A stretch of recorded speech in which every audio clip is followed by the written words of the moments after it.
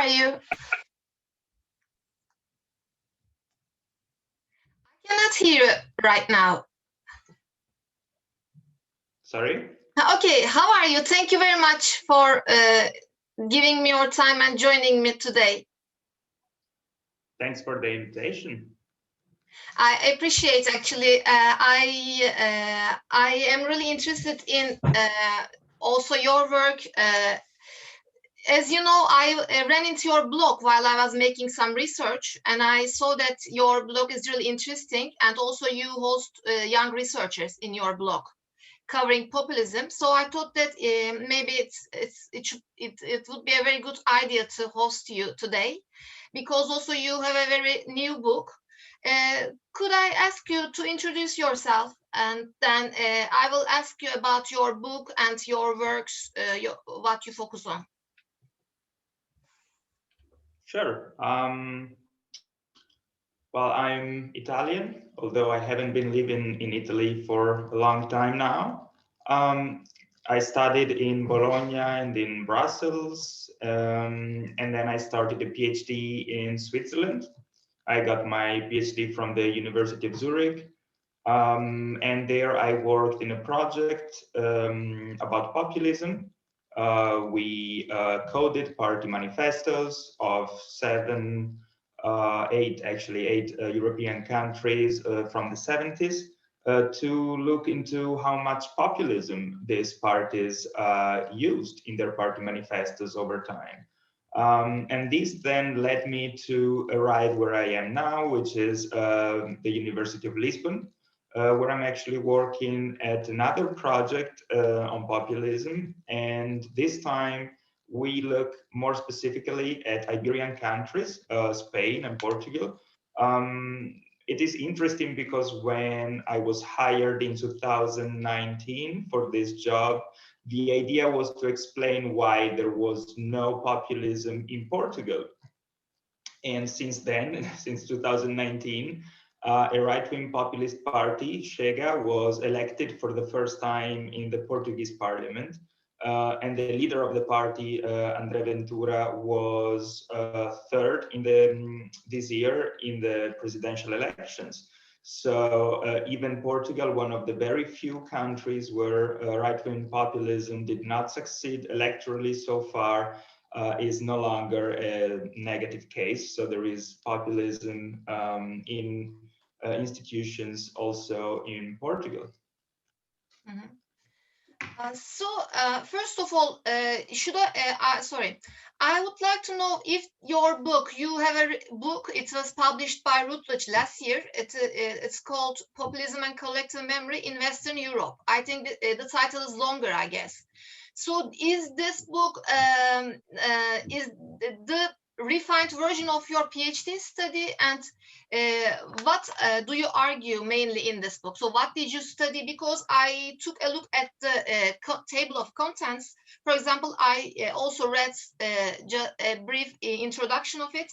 For example, you say that in Italy, Austria, or France, there has been populism, but in Germany, it is marginal and socially unacceptable. So how can, as an expert on populism, how do you explain this? You talk about natural habitat of populism, favorable conditions in your book. So can you explain this to me? So as you said correctly, yes, this is the outcome of my PhD dissertation.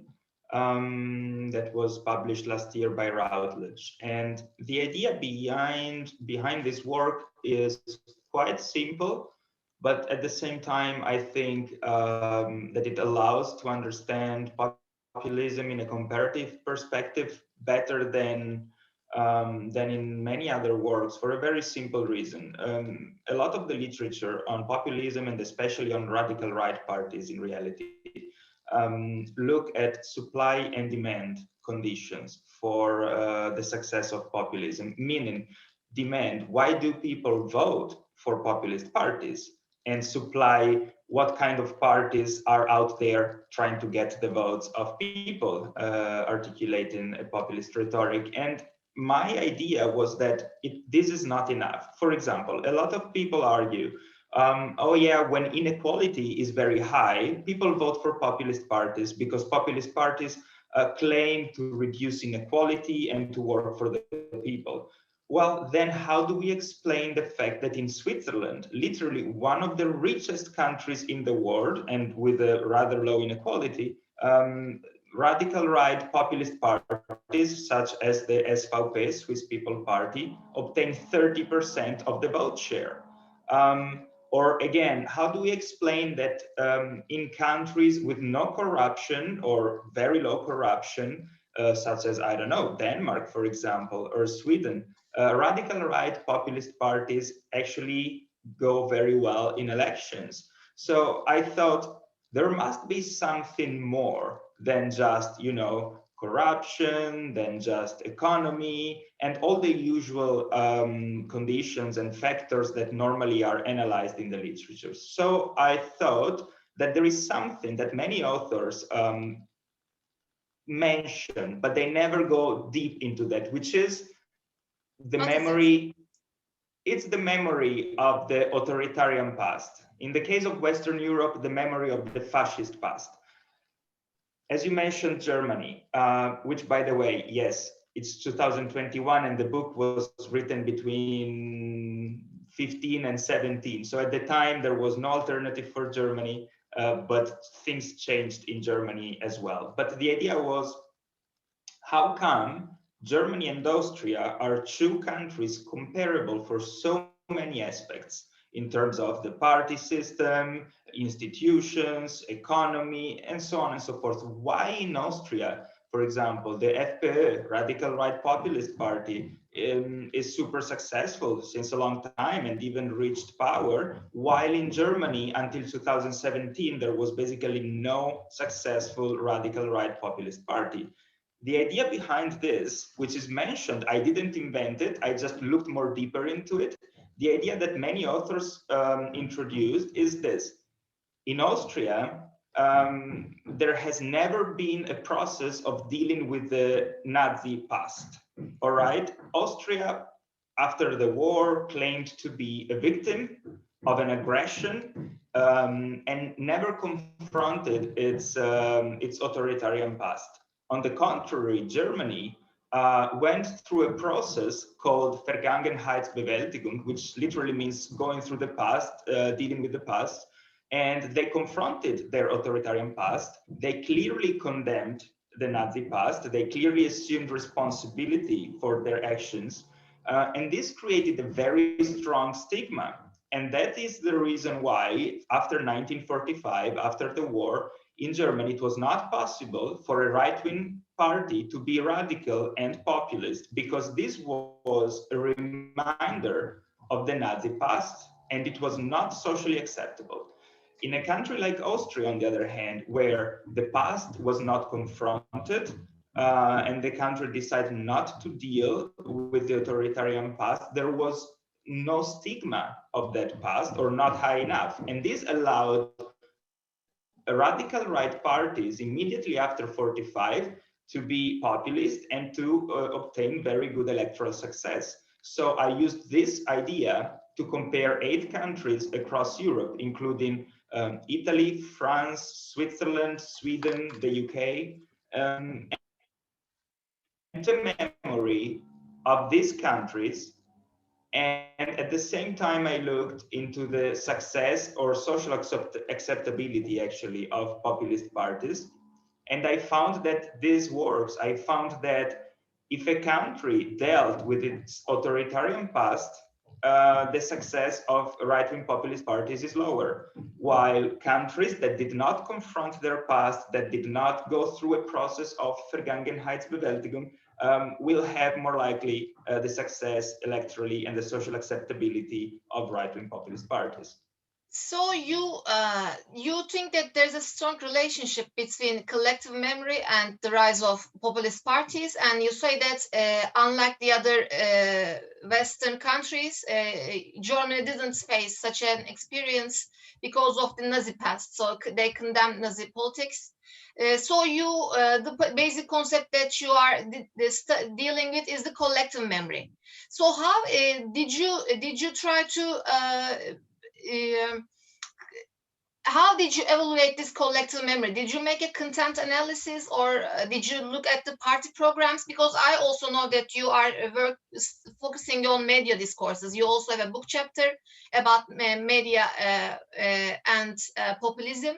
So in your book, did you use such an content analysis methodology? Is it a useful methodology? What would you say about this? Well, to analyze the collective memories about the authoritarian past, I relied on secondary literature, meaning I read all that was available to determine what kind of memory there is in each country. I used also experts. I asked experts of each country to indicate me a bibliography that I could read. And then I confronted the sources. So I came out with like 100 pages of material covering the 8 countries of my analysis. And I have to say it was quite straightforward in the sense that the sources agree for each country in indicating a type of memory. The fact that Germany went through its past and dealt with it, it's universally acknowledged. You will find many sources confirming this. The fact that Austria did not is also universally acknowledged, and so on and so forth. Switzerland, the fact that Switzerland hid behind its neutrality to not confront the past is also universally acknowledged. So I just looked into all the literature that was available and systematically reviewed in order to determine to what extent a country dealt or did not deal with its past. I also performed the content analysis, but this was about the party programs of the parties. Actually, of all parties, this is also another thing that sets apart my work compared to many others, because normally what is done in the literature on populism is that you look at parties that are considered as populist and you look at their party manifesto. What I did was different. What I did was I look at every party that got at least 5% in elections in each of my countries since the 70s. And I look at how much populism there is. So I don't have a pre-ordered idea of what I want to find. I don't want to say, oh, wow, Swiss People Party is populist while the other party is not. No, I don't know. This is something I will find with the content analysis. Obviously, the content analysis was mostly in line with the things that you expect to find. Populist parties were more populist than non-populist parties, but there were also quite many surprises. So I think we analyzed around 180 party manifestos. Because your data set is very large. Unlike the other previous studies, your data set is very large, so you have a really large sample that makes your study very qualified. Well, the point is that I was lucky enough, as I said, to work in a big project at the University of Zurich. So this project of mine was actually a part of an even bigger project. And we had, luckily, enough funding to have coders that coded all these manifestos in all these different languages since the 70s. Plus, we coded data about newspaper articles, social media articles, and so on and so forth. So this is quite unique that you have the opportunity to have data about so many countries over such a long period of time. And this was really crucial to test my hypothesis, because I needed to know over time and across countries if the social acceptability of populism is linked to collective memory. By the way, I am not here to claim that collective memory is the only thing that matters in explaining populism. Obviously, the whole literature out there about demand and supply, about welfare state, about economy, about corruption, it is relevant. What I am claiming is this: before looking into demand and supply, collective memories open up or close down the opportunity structure for these parties to succeed in elections. Meaning it's an interaction between supply and demand and collective memories. collective memories can open the opportunities for populist parties or restrict opportunities for populist parties. And indeed, I performed an analysis, a QCA analysis, and I found exactly this. It's the stigma of the authoritarian past in combination with other factors that explain the social acceptability of populist parties. But the most important factor of all is the stigma of the past. Yeah. So there are many conditions, favorable conditions. One of them is collective memory, but of course there are many other factors leading to the rise of populism. This word also is very interesting, natural habitat of populism, because I never heard something like this. We know that habitat is something related with biology, but also when there's a natural habitat, it means that it takes roots in this place. There are some favorable conditions, so it's also interesting. So this book is really good. Also, I must say that while I was making an analysis, yes, I saw the PDF version also online of your book. I hope to read it, and maybe I hope to write a book review, hopefully, for it. On the other hand, yeah. On the other hand, you run a blog, populismobserver.com. Also, there are some new, young, early career researchers. They have published some articles on your blog. Also, you share really interesting links about populism. When did you start your blog, and how do you use it? Do you also recommend it to other students in your university, or do you have a social media? I think you have a Twitter.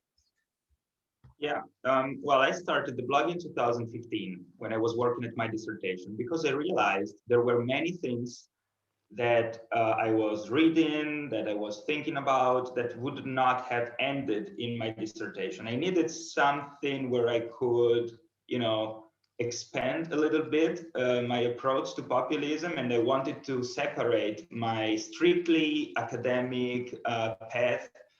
So a book with content analysis and QCA analysis and the structure and everything, and a blog where I could put my thoughts, but also the thoughts of researchers from around the world on populism in a more, informal way, less academic, also to reach a broader public.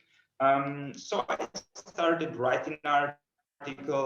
People started sending me their own articles, and I would say the most successful format of the blog is the interview. So when I get curious about an author and I read the articles of this author, I get, questions in my mind. I want to ask questions, and that's what I did. I started doing interviews. I recently published the 51st interview. 51st. And yeah, and I've interviewed a lot of scholars on populism, from the most famous one like Casmude or Cristobal Rovira Kaltwasser, Kirk Hawkins, to young researchers that do interest research, or at least research that I find really interesting and I want to ask them questions about. So at the beginning, it started like, I need a space where to put non-strictly academic things.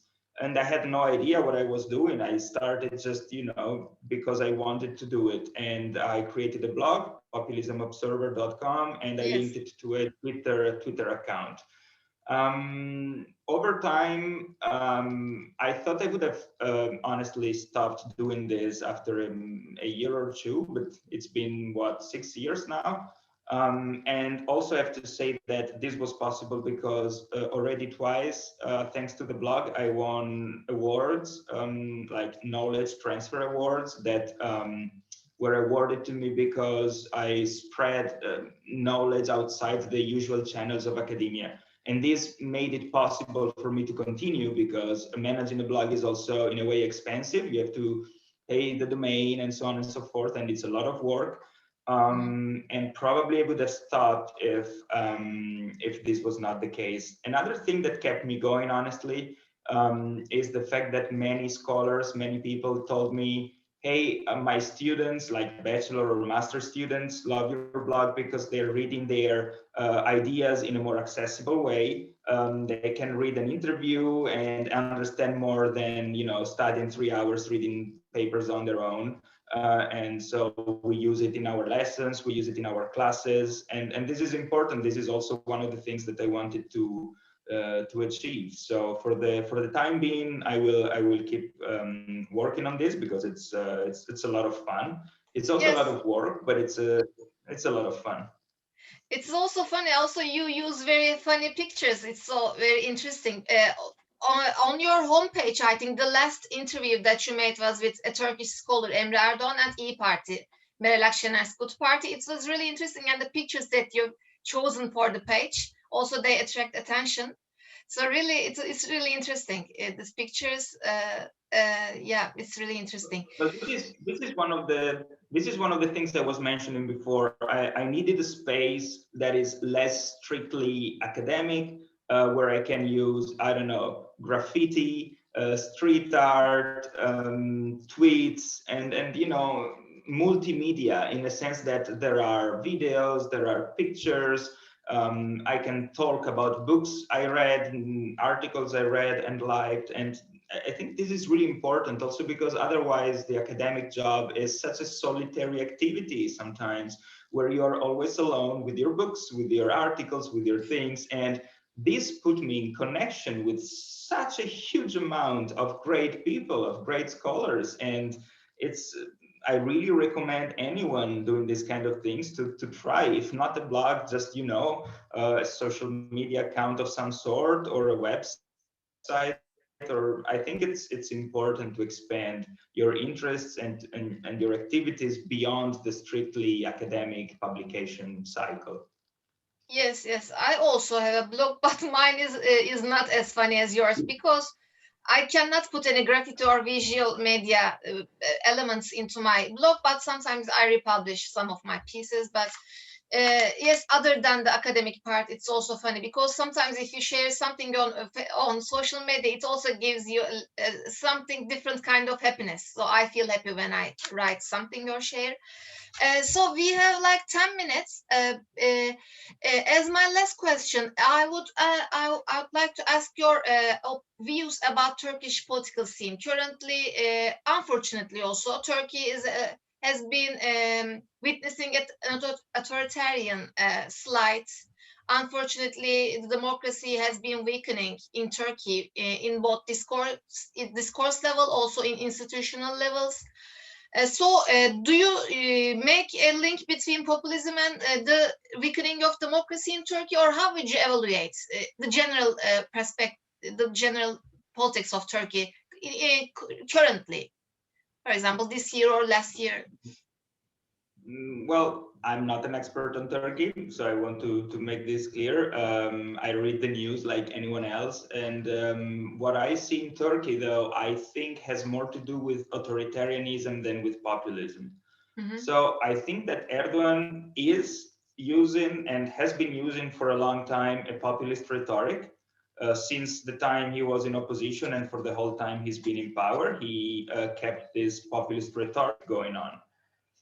But I think that he pushed this opposition of us versus them, the corrupt versus the pure, to a point where it is irreconcilable with democracy.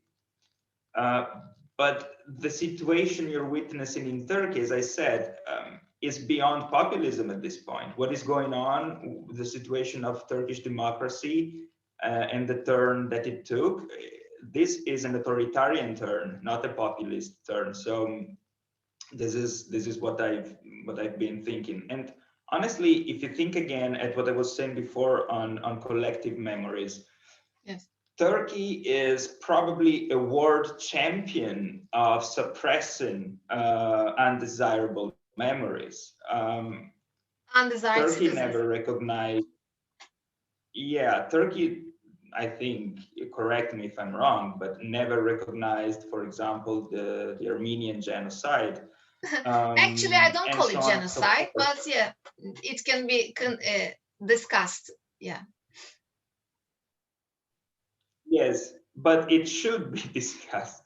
That's what I'm saying, while probably it is not so much the case. Anyway, the point that I wanted to make is that I think Turkey is following the path of other countries towards authoritarian regimes. And this is something that is beyond Turkey in a way. This is happening in Hungary, in a certain measure in Poland. It's been happening in the Philippines and so on. So Trump tried to make it happen in the US when he sort of supported attempted coup with the storming of Capitol Hill. And I don't know, you tell me, what do you think about the future of Turkish democracy? Because personally, my view is rather gloom, not very optimistic.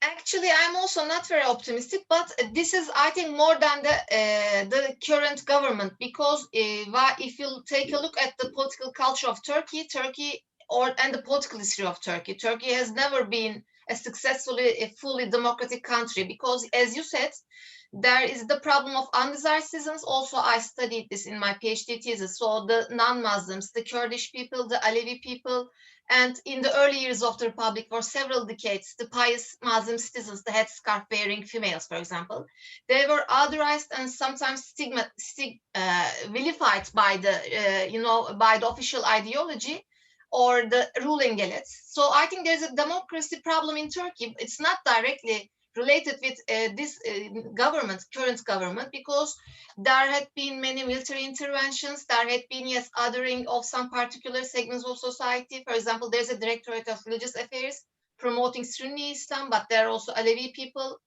the issue of the non-Muslim people. So there are a liberty problem, I think, in Turkey. There is like freedom of speech or media freedom.